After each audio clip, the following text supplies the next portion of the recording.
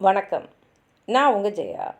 இன்றைக்கி நம்ம இந்த வீடியோவில் மார்க் ட்வெயின் எழுதின த கேலிஃபோர்னியன் ஸ்டேல் இதோடைய சம்மரியை பார்க்கலாம் வாங்க. இந்த கதையை நம்மக்கிட்ட ஒருத்தர் சொல்கிற மாதிரி எழுதியிருக்காரு. ஆனால் அவர் 35 வருஷத்துக்கு முன்னாடி அங்கே கலிஃபோர்னியாவில் இருக்கிற ஸ்டான்லியஸ் ரிவர் ரீஜனில் அப்போ தங்கம் இருக்குன்றதுனால நிறையா பேர் அங்கே தங்கத்தை தேடிட்டு வந்துட்டு இருந்தாங்க. அதை பற்றி எழுதியிருக்காரு. அந்த இடம் பார்த்திங்கன்னா நிறைய ஜனங்க வந்துக்கிட்டே இருந்தாங்க. அது பெரிய காட்டாகவும் இருந்தது. நிறைய ஜனங்க அந்த தங்கத்தை தேடி, ஏன்னா தங்க புதையல் எங்கேயாவது கிடைக்குமான்னு தேடிகிட்டே இருந்தாங்க. அது நம்ம இந்த மாதிரி நிறைய பேர் வர இடத்துல நடக்கிற மாதிரி அங்கே ஒரு பேங்க் இருந்தது, ஒரு court house, news papers, fire house எல்லாமே இருந்தது. அதாவது நம்ம சிவிலைசேஷன் அடைய நம்ம எதெல்லாம் கொண்டு வந்தோமோ அதெல்லாம் அந்த இடத்துக்கு வந்துக்கிட்டே இருந்தது. அந்த இடத்துல பார்த்திங்கன்னா நிறைய கம்யூனிட்டிஸ் எல்லாமே அந்த இடத்த சுற்றி இருக்கக்கூடிய இடத்துலலாம் பார்த்தீங்கன்னா அருமையான காட்டேஜஸ்ஸு. அந்த காட்டேஜஸோட ஓனர்ஸ் எல்லாம் அந்த காட்டேஜஸை நல்லா பராமரிச்சுட்டு வந்திருந்தாங்க. ஆனால் போக போக அங்கே தங்கம் எதுவுமே கிடைக்கல. அந்த பூமி கீழே வெறும் வறண்டு தான் இருக்குன்னு தெரிய ஜனங்க அந்த இடத்த விட்டு போய்கிட்டே இருந்தாங்க. நிறைய பேர் இறந்தும் போயிட்டு இருந்தாங்க. இப்போ பார்த்திங்கன்னா அந்த இடத்துல ஒரு காலத்தில் நல்லா இருந்த இடம் மாதிரி தான் தெரியுது தவிர இப்போ யாருமே அங்கே இல்லை. அங்கே இருந்த அந்த அழகான காட்டேஜஸ்லாம் கூட பார்த்திங்கன்னா இப்போ நிறைய ரிப்பேர் தேவைப்படுற மாதிரி தான் இருக்குது. வெறும் சிலந்தி வலிகளாகவும் அங்கே ஒரு காலத்தில் நிறைய பேர் இருந்து அங்கே அவங்க ஷெல்டர் எடுத்துறதுக்கு அடையாளமாக தான் இருக்கே தவிர இப்போ அங்கே யாருமே இல்லை. யாருமே வராததுனால அந்த ஓனர்ஸும் அந்த காட்டேஜஸ்லாம் சரியாக பராமரிக்கிறது இல்லை. அந்த இடம்லாம் பார்த்திங்கன்னா ஒரு மாதிரி ஒரு காலத்தில் வந்த கோல்டு மைனர்ஸ்லாம் இருந்து அதுக்கப்புறம் அவங்க நிறைய பணம் பண்ணணுன்னு ஆசையோடு அந்த பணம் நம்ம நமக்கு மட்டும் ஒரு தங்க புதையல் கிடச்சிடுச்சுன்னா நம்ம உலகத்தில் பணக்காரங்களை ஒருத்தங்க அப்படின்றதுனால நிறைய பணம்லாம் வேறு அவங்க கடன்லாம் வாங்கிட்டு வந்திருப்பாங்க. ஆனால் அவங்க எதிர்பார்த்த மாதிரி அவங்களுக்கு இந்த தங்கம் கிடைக்காத போது அந்த பணத்தை திருப்பியும் கொடுக்க முடியாது இல்லையா? ஏன்னா அவங்க இங்கே தங்குறதுக்கு செலவழிச்சிருப்பாங்க. அது மாத்திரம் இல்லாமல் நிறைய பேர் அவங்க குடும்பத்தையே இழந்துட்டாங்க. ஒன்று அவங்கள பிரிஞ்சு வந்திருப்பாங்க, இல்லைன்னா காலப்போக்கில் எல்லாம் மறைஞ்சும் போயிருப்பாங்க. அதனால் நிறைய உடஞ்சி போன கனவுகளும் பணத்தை இழந்த சோகமும் தான் அந்த இடத்துல நிறையா இருந்தது. இந்த மாதிரி ஒரு இடத்துல அவர் பார்த்துக்கிட்டே போகும்போது தான் ஒரு நடுத்தர வயது, ஒரு 40 வயசில் இருக்கிற மாதிரி ஒருத்தரை பார்க்குறாரு. அவ்வளோ சந்தோஷமாக, அவ்வளோ ஒரு துடிப்போடு அவர் இருக்கார். அவரோட பேர் ஹென்றி. அவர் அவரோட காட்டேஜ் அப்படியே அவ்வளோ, அதாவது அந்த கோல்டு ரஷ் இருக்கும்போது எப்படி இருந்திருக்கும் எல்லா காட்டேஜும், அந்த மாதிரி அந்த காட்டேஜை பராமரிச்சுட்டு இருந்தார். அவர் வீட்டை சுற்றி பெரிய தோட்டம்லாம் இருந்தது. அதில் நிறைய பூக்கள்லாம் பூத்து இருந்தது. சுற்றி இருக்கிற எல்லா காட்டேஜும் அப்படியே பழமையாக எதுவுமே பராமரிக்கப்படாமல் இருக்கும்போது இது மட்டும் ரொம்ப வித்தியாசமாக இருந்தது. இந்த நரேட்டர் வரதை பார்த்துட்டு ஹென்ரியும் அவரை வீட்டுக்கு கூப்பிட்றாரு. நரேட்டருக்கும் ரொம்ப சந்தோஷமாக இருக்குது. ஏன்னா உள்ளே போய் பார்க்குறாரு, அவ்வளோ அழகாக இருக்குது அந்த டெக்கரேஷன்ஸ் எல்லாமே.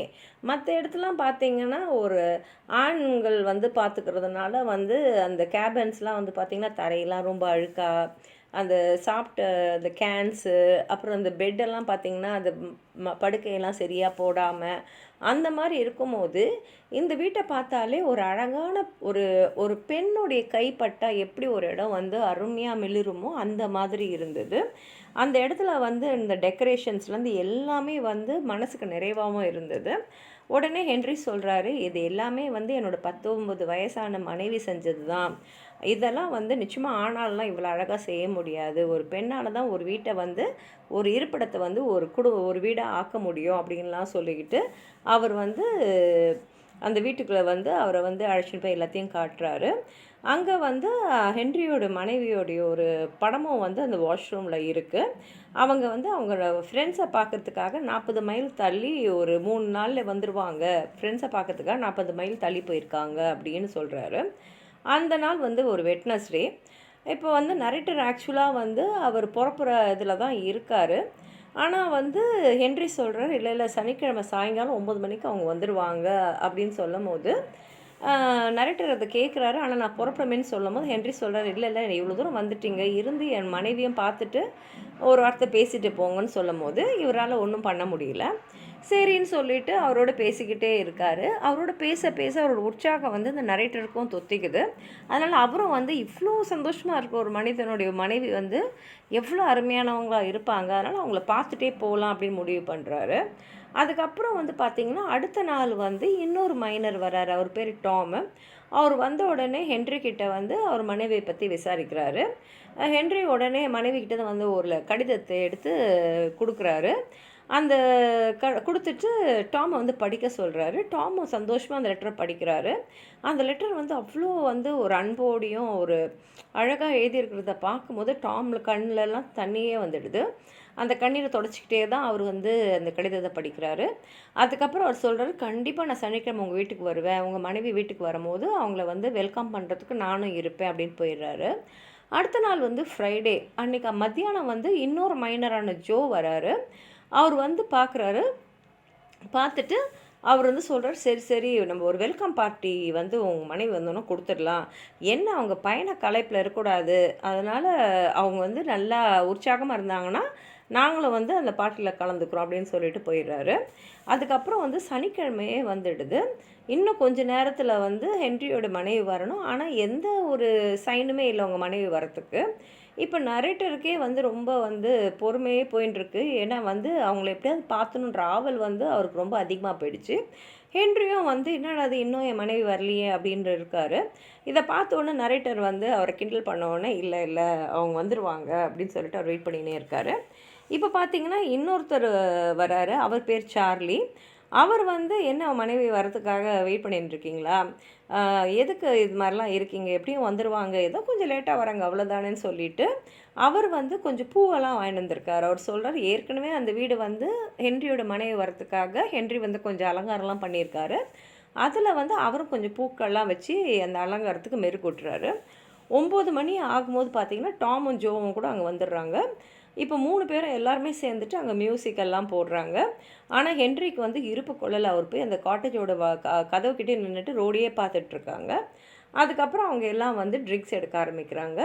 எல்லோரும் வந்து ஹென்ரியோட ஒய்ஃப் சேஃபாக திரும்பி வந்துடணும் அப்படின்னும் போது ஒரு மைனர் சொல்கிறாரு, ஹென்ரியோடைய ஒய்ஃப் போன குதிரை வந்து கொஞ்சம் கால் வந்து ஊனமான குதிரை, அதனால் ஒரு வேளை அவங்க ஒரு 1/2 ஹவர் லேட்டாக வரலாம் அப்படின்னு சொல்லிட்டு அவங்க பாட்டு பேசிகிட்டே இருக்காங்க. அப்புறம் கொஞ்சம் நேரம் கழித்து ஹென்ரியை வந்து அவர் நல்லா குடிச்சிட்ருக்காரு. அவரை வந்து படுக்கையில் படுக்க வச்சுட்டு அவங்க வந்து புறப்படுறதுக்கு ரெடி ஆகிடுறாங்க. இப்போ வந்து அந்த நரேட்டர் வந்து சொல்கிறாரு, என்ன நீங்கள்லாம் புறப்பட்டு போகிறீங்க, திடீர்னு அவங்க மனைவி வந்தால் நான் இது வரைக்கும் அவங்களுக்கு அறிமுகம் ஆகாதவன் தானே, என்னை பார்த்த உடனே அவங்களுக்கு வந்து வியப்பாக இருக்காதா, என்னடா அது யாரோ ஒருத்தர் வந்து நம்ம வீட்டில் இருக்கார் நம்ம கணவரோடு அப்படின்னும் போது ஜோ வந்து சொல்கிறாரு, ஹென்ரியோட மனைவி வந்து இந்தியன் ரெய்டில் வந்து 19 வருஷத்துக்கு முன்னாடி போனவங்க தான், அதில் காணாமலே போயிட்டாங்க. அதுலேருந்தே ஹென்றி வந்து மனநிலை பாதிக்கப்பட்டிருக்காரு. ஒவ்வொரு வருஷமும் இந்த நாளில் வந்து நாங்கள் என்ன பண்ணுவோன்னா ஹென்ரியோட காட்டேஜில் வந்து ஒரு 3 நாளுக்கு முன்னாடியே வந்துட்டு அவரை வந்து முழுசாக வந்து மனநிலை பாதிக்கப்படாமல் பார்த்துக்கிறதுக்காக அவர் இந்த மாதிரி பண்ணிட்டுருப்போம். நாளைக்கு அவர் எழுந்துக்கும் போது அவர் வந்து பழையபடி இருப்பார். திரும்பி அடுத்த வருஷம் இந்த மாதிரி தான் ஆகும். வருஷம் வருஷம் நாங்கள் இதை அவருக்காக நாங்கள் இதை செஞ்சிட்ருக்கோம். 19 வருஷத்துக்கு முன்னாடி போய் காணாமல் போன மனைவி இன்னும் வரல அப்படின்னு சொல்லிட்டு போயிடுறாங்க. இதோட கதை வந்து முடிஞ்சிடுது. ரொம்ப மனசை நெருடக்கூடிய ஒரு கதை இது. உங்களுக்கு அதாவது சொல்லணும்னு நினச்சிங்கன்னா கீழே இருக்கிற கமெண்ட் பாக்ஸில் எழுதுங்க. இந்த வீடியோவை லைக் பண்ணுங்கள், உங்கள் ஃப்ரெண்ட்ஸோடு ஷேர் பண்ணுங்கள்.